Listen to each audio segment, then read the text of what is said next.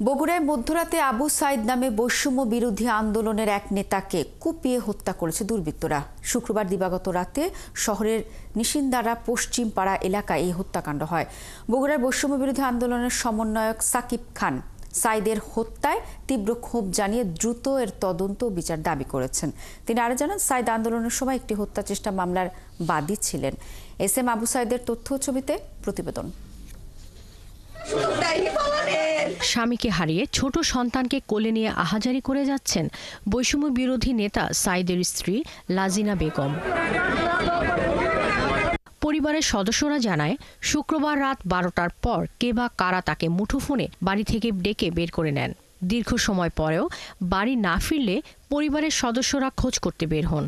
এ সময় বাড়ির সামনের সড়কে তাকে রক্তাক্ত অবস্থায় পড়ে থাকতে দেখে উদ্ধার করে বগুড়া শহীদ জিয়াউর রহমান মেডিকেল কলেজ হাসপাতালে নিয়ে যান। সেখানে চিকিৎসক তাকে মৃত ঘোষণা করেন। কাছে কেউ নিয়ে গেছে, নাতে তো নিয়ে যাওয়া সম্ভব নয়। কেউ হয়তো নিয়ে গেছে, তারপরে এই ঘটনাটা ঘটে ভাই কোনো অন্যায় কাজ করেনি,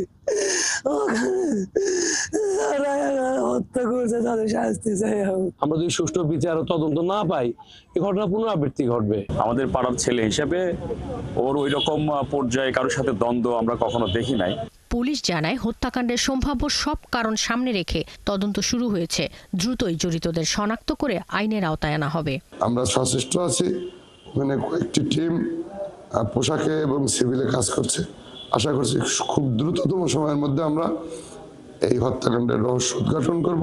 এদিকে বগুড়ার বৈষম্য বিরোধী আন্দোলনের সমন্বয়ক সাকিব খান জানান, আন্দোলন চলাকালে শিবগঞ্জের একটি হত্যা চেষ্টা মামলায় বাদী ছিলেন সাইদ। এছাড়া আন্দোলনের পুরো সময়টায় শিক্ষার্থীদের সঙ্গে রাস্তায় ছিলেন। তার হত্যাকারীদের কঠোর জবাব দেয়া হবে। নিহত সাইদ নিশিন্দারা পশ্চিমপাড়া এলাকার ইউসুফ আলীর ছেলে। 32 বছর বয়সী সাইদ রিকশা ও অটোরিকশা গ্যারেজ এবং বালু ব্যবসায়ের সঙ্গে জড়িত ছিলেন। শাকিলা শম্পা, 71।